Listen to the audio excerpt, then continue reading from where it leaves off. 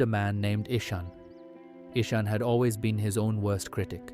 No matter how hard he worked, he only saw his flaws, his nervousness in meetings, his imperfect presentations, his hesitation to speak up.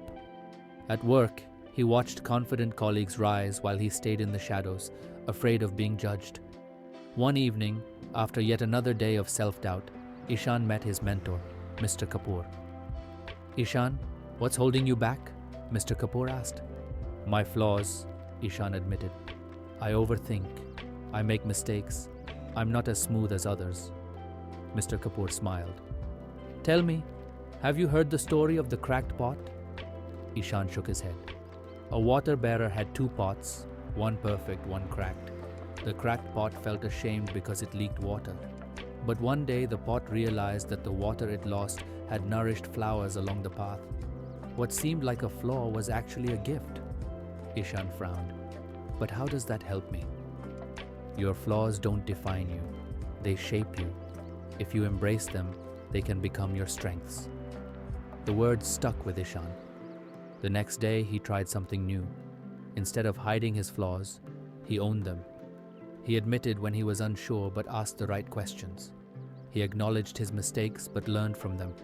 He stopped trying to be perfect and focused on being real. To his surprise, people responded positively. His honesty made him relatable. His curiosity made him insightful. His willingness to improve made him valuable.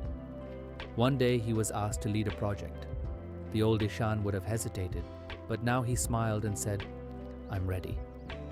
His presentation wasn't flawless, but it was authentic, and that made all the difference.